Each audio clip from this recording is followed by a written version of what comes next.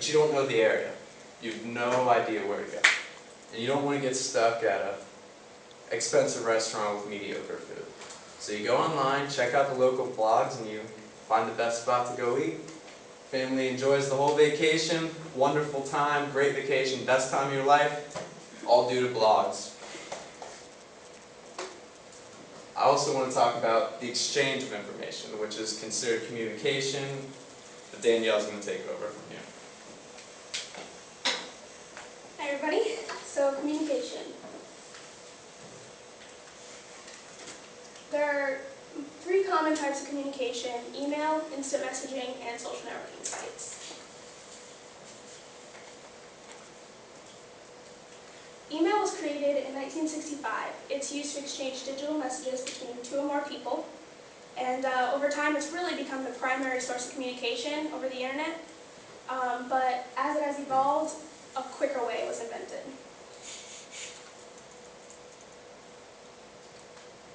Instant messaging is by far the fastest way to communicate with other people. Unlike email, though, it requires all of its users to be online at the same time, so that's a little more of a hassle. It's commonly used on sites like Skype and Facebook, though the main sites are MSN, Yahoo. That's mostly, instant messaging, but now you can use it on all of your social networking sites. Social networking. Skype was created in 2003 as a way for peers to communicate with each other via voice, video, and instant messaging. Users can voice chat, meaning telephone calls between 2 people, or conference calls between multiple people, which is also pretty good for businesses and meetings. You can video chat using unique features like screen sharing, which allows you to see the screen of the person that you're chatting with. So say you have a picture that you want to see that's on your other person's screen, they just screen share with you and you can see everything that's on there, which is pretty cool. Facebook was created in 2004, and it was originally used for connecting U.S. college students, but as you know, over time, millions and millions of people began using it. Actually, as of 2011, there's 500 million people actively using Facebook. So in 2008, it bypassed MySpace as the leading social networking site in the world. They actually have some new unique features like checking in. I don't know if you guys use that, but basically, if you're out on the go and you're at maybe a really cool restaurant or something like that, you just go to your status update and you can search through all of the locations and you can, check in at that location so everybody knows where you are and what you're doing. And also the newest one is Timeline, which some people don't like, but I think it's really interesting. And it's basically your profile page, but behind your actual profile picture, there's a bigger picture which is supposed to, describe you or describe, what you're about. And it's really a timeline. You can go through all of the years that you've been on Facebook and you can see all of the old status updates that you've done. So it's actually a lot easier than scrolling through years and years, of information. In 2010, Skype and Facebook integrated with each other, and now Skype users can directly connect with their Facebook friends on their Skype, and you can instant message them or you can video chat them, so it's actually it's easier. Because usually on Skype you have your certain contacts that you've added, but now you can go to a different button and click on all your Facebook friends and you can talk with them. Actually, over the years, communication is really, like social networking, it's become a form of entertainment for most people, so Tom's going to talk to you about that. Alright, as you just went over, the main social networking sites like Facebook, MySpace, and even Tumblr, you can use those for entertainment as well. Like when your friends post funny pictures on it and stuff like that, you can also play flash games on Facebook. I'll get into that later. And there are certain users on Facebook, like certain users from different websites or organizations, like even I had metal bands where they just put funny pictures up on Facebook. Look at those for a laugh. But speaking of funny pictures, I'm going to go into image boards. Image boards, you have 4chan, Tumblr, Reddit, and Imgur. Those are all the most famous image boards. If you want to look up a funny picture and maybe be safe from everything weird, go to Imgur. The rest of the sites are not for the faint of heart. Tumblr is a little bit better than 4chan and Reddit because more people use it. Continued. Alright, we have internet memes. What's a meme? A meme is an idea or a style that is spread through a culture. The only thing that makes these different is that they spread through the internet, which is a lot faster than normal. Here are some pictures of internet memes. You'd be able to find these on any of those image board sites you went to. You can see the whole culture thing, like we have the new Batman movie and the Olympics happening right there. The whole American thing where Chuck Norris is indestructible, and Dos Equis commercials. Alright, I'm gonna move on into games. The most common types of games people play on the internet, or I should say the second most common, are MMOs. MMOs stands for anything that you play with like a ton of other people online. You have World of Warcraft, League of Legends, RuneScape, Terra, Guild Wars, all those nerdy games, which cool people play on occasion. Basically, some of those games you have to pay a monthly subscription for, like World of Warcraft.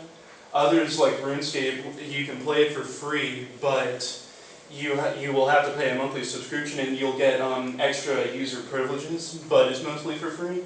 And then there are others like League of Legends, which are completely free unless you go to the online store and buy stuff for the game. Alright, the other part of games, which is you can have MMOs like that for all ages. From elementary school level, yes, there is a Disney Princess MMO. And Counter-Strike.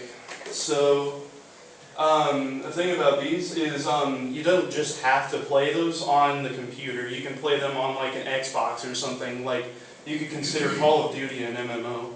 But all that kind of stuff, since it's based on the internet, connecting to other people. Alright, the other type of game I'm going to get to is Flash games. Flash games are the most common games. You can find a lot of them on sites like Newgrounds. That's the most famous site for Flash games that I know of. But from Newgrounds, you can go to other Flash game sites. They host stuff from other sites on Newgrounds. Flash games are like Angry Birds, Happy Wheels, Farmville, anything like that that you need Adobe Flash Player to play. You can play Angry Birds on your phone, and probably only your phone. Farmville you can find on Facebook. That's one of those Facebook games. Happy Wheels has its own website that you go to find the game, and there are so many more. Alright, now you want to watch something video. Alright, you have Netflix, YouTube, and Hulu. Those are your main choices for watching a video or a movie on the internet. If you want to watch full movies, go to Netflix. If you try to watch a full movie on YouTube, it'll be either slightly illegal or in multiple parts. Alright. So basically, if you really want to watch a video, I would suggest going to Netflix, paying the monthly subscription. You'll get so much out of it, even if it's a monthly subscription. I know I can't live without Netflix. Alright, I'm going to wrap this up with music. You have your basic music sites where you can go to download music. You have iTunes, Rhapsody, the Zune store. Rhapsody and Zune, you pay a monthly subscription, but you can listen to the music for free. Download, you have to pay a little bit extra to download them. iTunes, you can only listen to samples, and you have to pay to download. So it's just like Rhapsody and Zune, but you can only listen to samples, and you don't have a monthly subscription. I'm going to give you a warning. You can listen to music on YouTube in some instances. If you see a download link on YouTube, it's probably legal. If you find something on iTunes and you don't feel like buying it, so you go to YouTube and see the new Linkin Park album for free on something like Mega Upload, Pirate Bay, Ahoy.com, and you go through all the steps to download it, then you'll have one of two things. One, you will probably become a net pirate, and two, you might have a virus. Not a lot of those sites are really reliable. Spotify is another good place to listen to music for free. Alright, the next part I'm going to get to is online radio. You have places like Pandora and Radio Tuna, and there are some others. But basically what you do is you go in, you select an artist, a genre, or a song. You put that up, and then it will start going through stuff that's related to it after it finishes up with whatever song you want it to do specifically. And you'll have all these different things related to it. You can narrow it down if you know how to go through it. Alright, you don't just need to use the internet for like Facebooking and stuff. You can use it to educate yourself, and Dan is going to cover that part. But, education, it's hard to argue that your education is not one of the most valuable things you will ever possess. We're going to get into how the internet changed education. A little bit of background on internet education and online classes and whatnot is that online education is now a $34 billion industry. The nice thing about internet education as well is that it's opening doors to a lot of people. Main group that has been expanded over the last couple of years is people over the age of 26, and also is younger people such as kindergarten through 12th grade, that they are now online users and they're actually taking classes online. Another fact, 93% of students research online as opposed to using the library. That's a pretty significant fact considering you look 10 years ago, even a lot of people use the library more than the internet. So, but with every good, there's also a lot of bad plagiarism. We have all heard about it. We even did some plagiarism type studying in this class. And like how I said, there's a lot of good and then there's some bad is because you can go online and there's sites where you can purchase a paper that somebody else has written, put your own name on it, and then submit it. So you definitely want to watch out for that if you're doing something academic-wise. Next we're going to get into distance learning and online classrooms. Everybody knows what Angel is, we all use it. Just think about what people at BCC had to do before we had Angel, and actually before any online type resource like that. You had to go to your professor, ask him what my grade was, or overall, or if you bombed a test, you had to ask him, hey, is it still possible for me to even pass this class? So it is a great tool.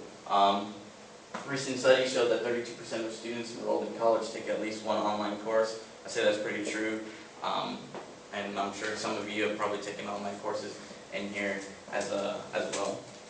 Another thing that's kind of not on the slide is that it is estimated that by 2019 that 50% of all classes taught in college will be delivered online as opposed to in residence. Next we're going to get into the uses and effectiveness of social media in education. Recent surveys show that 90% of college faculty are using social media. That's definitely a true fact. I mean, you look at our own class, Dr. J has had us look at YouTube videos. A lot of professors might even have their students post on a social media site and as part of their grade. So it's definitely becoming more prevalent in the classroom. Again, 8 out of 10 professors have used YouTube or some form of social media in their classroom. They also use it to communicate with students, such as, friending your professor on Facebook. So that's another use for it. Another thing, how Tommy mentioned music earlier, and iTunes, it also has an academic quality, and that is iTunes U. The great thing about iTunes U is you can access over 350,000 college lectures, and 800 universities post information on there. So you can view these for free, and the great thing is you can view a lot of academic material, and from such prestigious universities as Yale, Harvard, and Stanford all post a lot of stuff on there. And then another use is Facebook, not only for communicating with students, but also for, there's an app that actually was, I think it was the London University built it, and you can pretty much complete your entire MBA program through an app on Facebook, which I thought was actually pretty cool. So, alright, next we're going to get into business.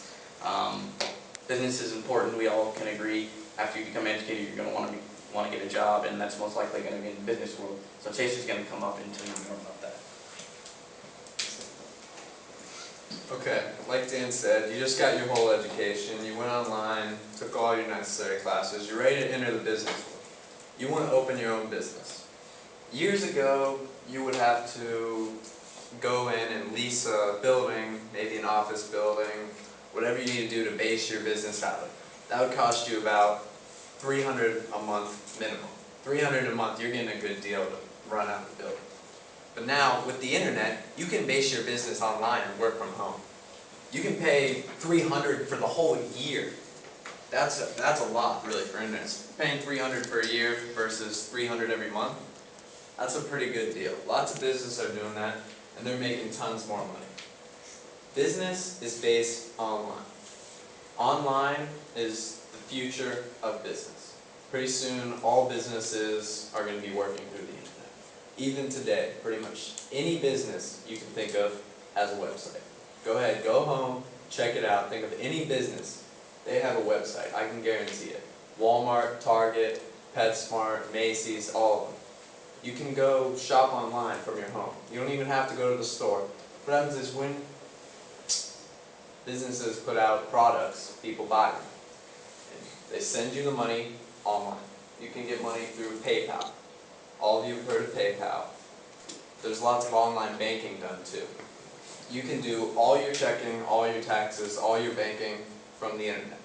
Billions, maybe even trillions of dollars are sent through the internet. Also, stocks are traded through the internet. Lots of people trade stocks. You can trade stocks as low as $7 a share on the internet nowadays. That's really good because, for example, my dad he has a broker for his stocks. He just sold up at Home Depot and Lowe's stocks. He paid the broker $300 to press a button. Online, you can do it yourself for $7. That's a lot of money you're saving there. That's all due to the internet. There are also lots of individual businesses done on the internet. Individuals can go on the internet now and sell their own things. Like let's say Dr. J gets tired of that video camera he's got there and he wants to go get a new one. He can take it online, put it on eBay, post it himself, and sell it and make money right there through PayPal. People will buy anything off the internet. It's just up to you to put it out there and make the money that is available for you. It's a really, really, really wonderful thing. Like I said, people are putting products out on the internet nowadays. Everyone's putting products out. And people love to buy these products. And just like you can put them out from home, people can buy them from home nowadays. And Pat's going to talk to you about online shopping. Everybody loves to shop, even guys. Like, come on, you can buy car parts, whatever you like, video cameras if you're shopping day there. But shopping is always an important part of everybody's life. Let's see here. The history of online shopping. It started with the Pizza Hut Create Your Own Pizza online. It was 1994. The internet shopping realm hasn't really started yet. And they decided you can buy pizza online and then we'll deliver it to you without even having to call or go there yourself. And then after that, a German company called Intershop created the first actual online store. It was, you could buy, back in those days, you could buy cigarettes there, you could buy clothing, anything else you needed to live like every day.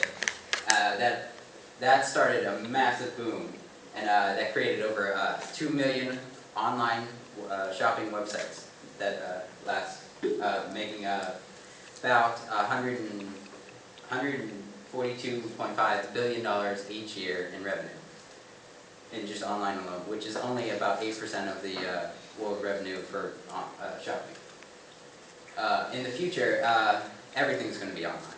There won't be like a Walmart you go down the street to because shipping will get faster and you just go there and online and order all your stuff. You'll never have to leave your house. And it's right now it's at 8%, and by the year 2012 it's estimated that it will climb to 20% of the market. And then by the year 2050 it's going to be 50, and then so on and so forth. There are a lot of online websites. The major ones are Amazon, which was created in 1995, eBay, which is 1996, Overstock, which is 1997, and Craigslist, which was also 1995. Amazon is it's a place where many companies can go and sell their product. Also, they can bid on their things. So it's not like individuals selling things, but it's companies selling things. You can go there and like buy a DVD or a Blu-ray or something, but you'll get it new or from a company that refurbished it. And it's not from like average Joe down the street.